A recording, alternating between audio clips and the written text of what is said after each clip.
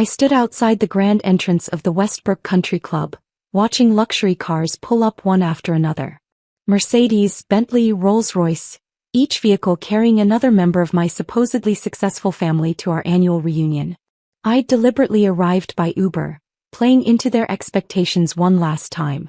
I'm Olivia Winters, though in the business world, I'm known as Olivia Blake, my mother's maiden name, carefully chosen to keep my true identity hidden from my status-obsessed relatives. At 34, I'm the CEO of Blake Industries, a conglomerate that had just quietly acquired controlling interest in the Winters family company. Not that they knew that yet. "Look who finally made it," my cousin Ethan called out as I climbed the club's marble steps. "Did the bus run late?" I smiled, adjusting my simple black dress Chanel, though they'd assume it was off the rack. "Traffic was terrible. You should really think about getting a car," Aunt Martha chimed in, air-kissing my cheek. "Though I suppose on your salary."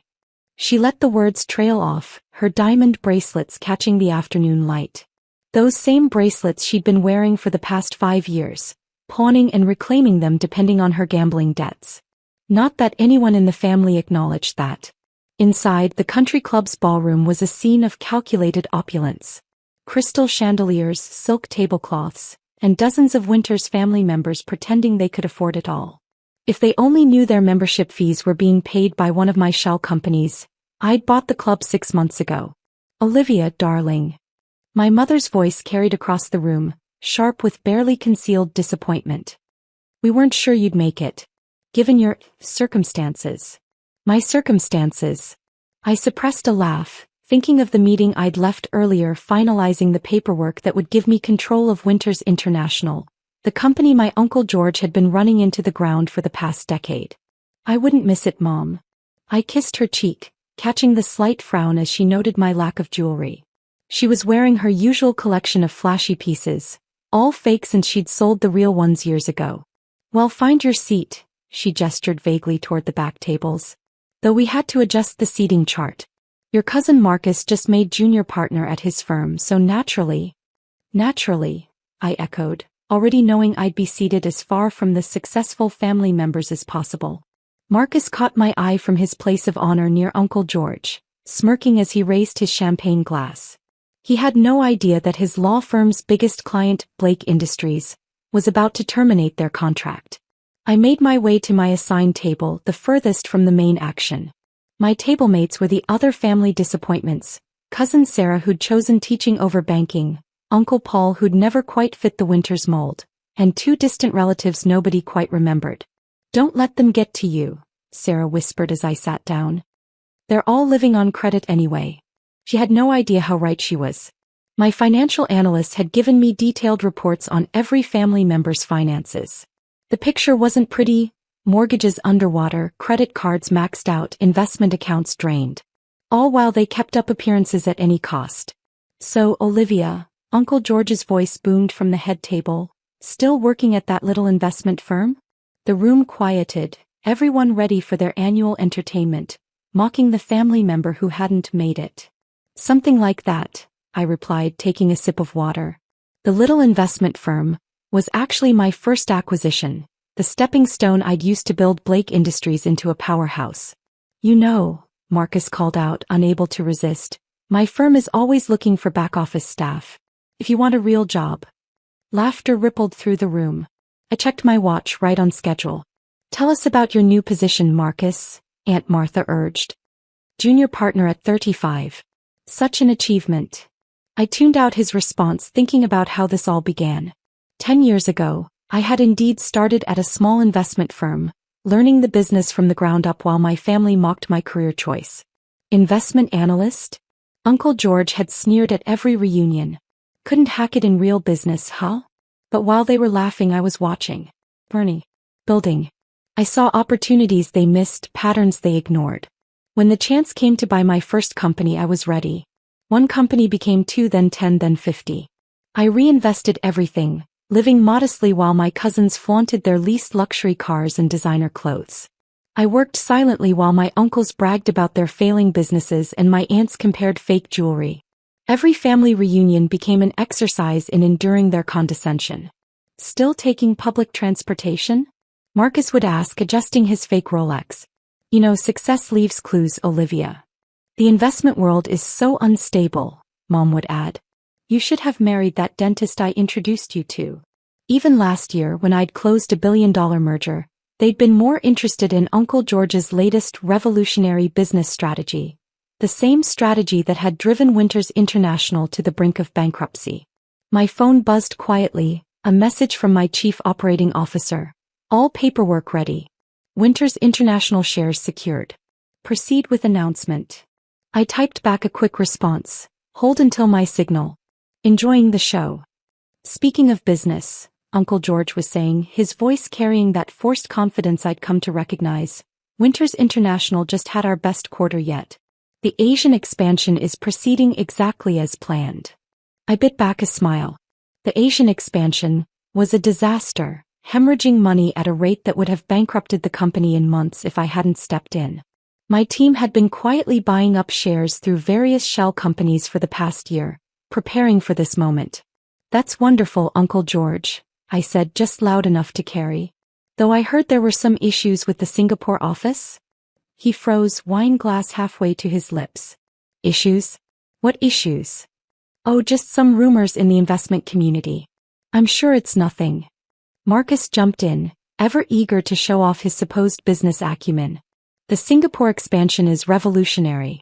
I've seen the projections myself. Projections can be misleading, I offered mildly. What would you know about it? Aunt Martha sniffed. It's not like you're involved in major business dealings. Before I could respond, the ballroom doors opened. My driver, Thomas, entered in his immaculate uniform, carrying a leather portfolio. Ms. Blake, he announced formally using my business name, the acquisition papers are ready for your review. The room fell silent. Blake. Uncle George whispered. As in Blake Industries? I stood up, smoothing my dress. Yes, Uncle George. Exactly like that. The silence in the ballroom was absolute. You could have heard a counterfeit diamond drop. I don't understand, Marcus finally stammered. You're Olivia Blake? The Olivia Blake. Among other things, I said, taking the portfolio from Thomas. Though you all seem to prefer the one who takes the bus. Uncle George's face had gone from red to white to a concerning shade of purple. This is impossible. Blake Industries is worth $12 billion at last valuation, I finished for him. Though after today's acquisition, that number will be significantly higher. Acquisition. Aunt Martha's voice rose to a near shriek. What acquisition? I opened the portfolio, removing a stack of documents. Winters International, of course. As of 9 o'clock this morning, Blake Industries owns 51% of the voting shares. The chaos that erupted was exactly what I'd expected from a family that had always valued appearance over substance. You can't do this. Uncle George surged to his feet, his carefully maintained facade cracking. The board would never approve. The board already has, I interrupted smoothly. In fact, they were quite eager to accept our offer once they saw the true state of the company's finances. Marcus pushed his way forward, lawyer mode engaged.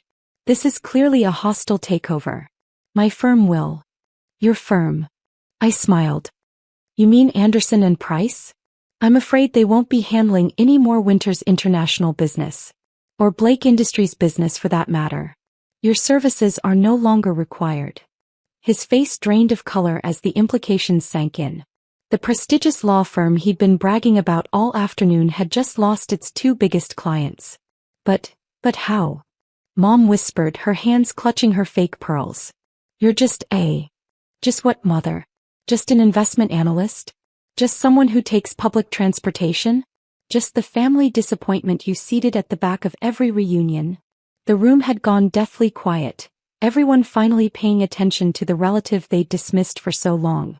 While you were all busy comparing luxury cars and vacation homes, I continued, my voice carrying clearly in the silence, I was building something real. While you were living on credit and pretending to be wealthy, I was actually creating wealth. This is spite, Aunt Martha accused, her bracelets jingling as she pointed a trembling finger. Pure revenge for how we treated you. Revenge. I laughed. No, Aunt Martha. This is business. Winters International is a failing company being run into the ground by incompetent management. As a major shareholder, I have a responsibility to protect my investment. Major shareholder? Uncle George's voice cracked. How long have you been planning this? Planning? I've been watching this company deteriorate for years. The failed expansions, the mismanaged assets, the desperate attempts to hide the true financial situation.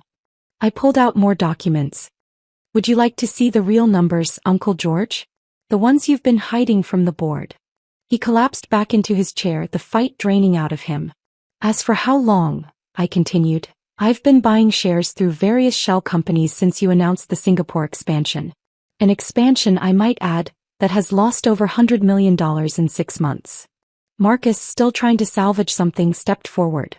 The family will fight this. We have rights. You have nothing, I cut him off. Check your own stock holdings, cousin. That margin call you've been avoiding? It just came due. His face went pale. Like many family members, he'd borrowed heavily against his Winters International shares, counting on the stock price to keep rising. But with the company's true financial state about to become public, those shares were about to become nearly worthless.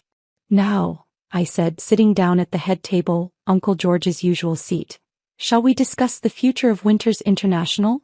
What are you going to do? Mom asked, her voice small. First, there will be a complete restructuring. New board, new management team. Uncle George, you'll be announcing your retirement. Effective immediately.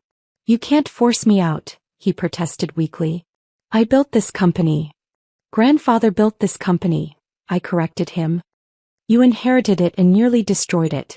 Would you like me to show everyone the real books? The hidden debts. The personal expenses you've been charging to company accounts. He fell silent. As for the rest of you, I looked around the room, meeting the eyes of various family members. Those cushy do-nothing jobs you've been enjoying? Those end today. Winters International will now be run on merit, not family connections. But we're family, Aunt Martha pleaded. Family. I stood up, my voice sharp. Was it family when you mocked my career choices? When you seated me at the back of every gathering? When you dismissed my achievements because they didn't come with fancy cars and designer labels? Silence. Well, guess what?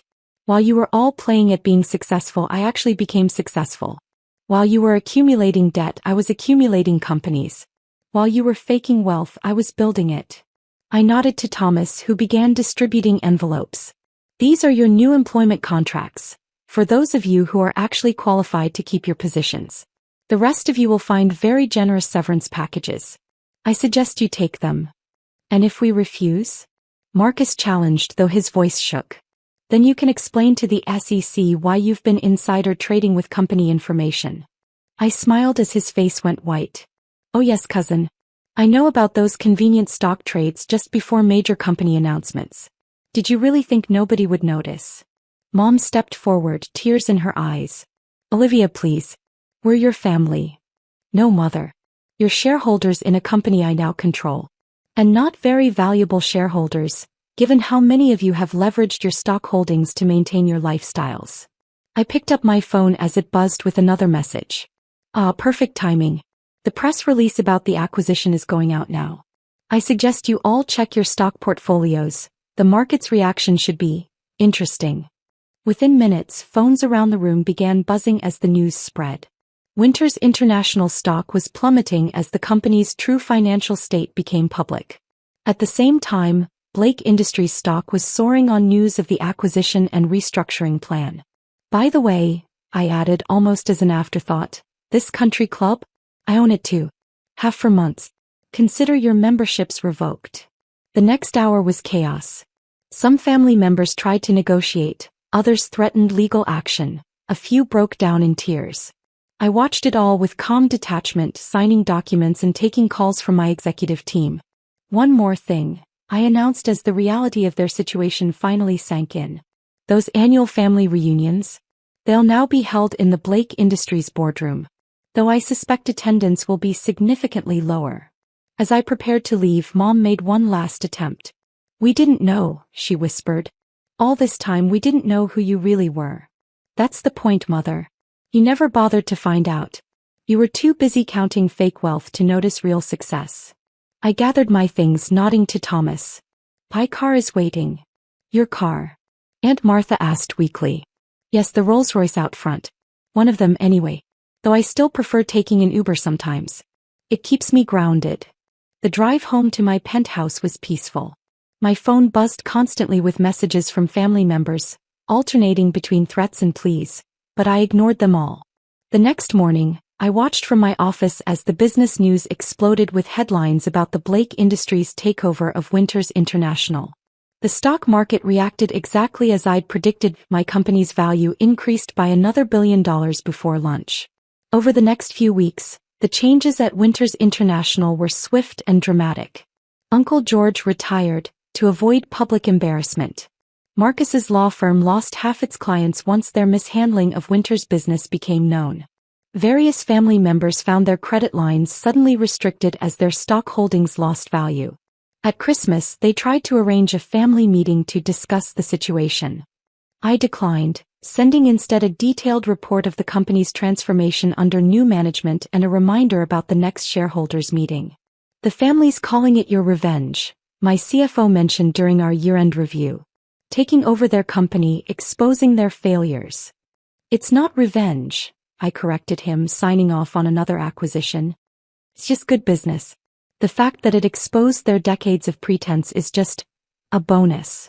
Some might call it cruel, using my success to teach my family a lesson. But as I sat in my office watching my empire grow while theirs crumbled, I couldn't help but appreciate the irony. They mocked me for taking the bus. Now they can't afford their car payments. They dismissed my career. Now they work for my company, those who qualify.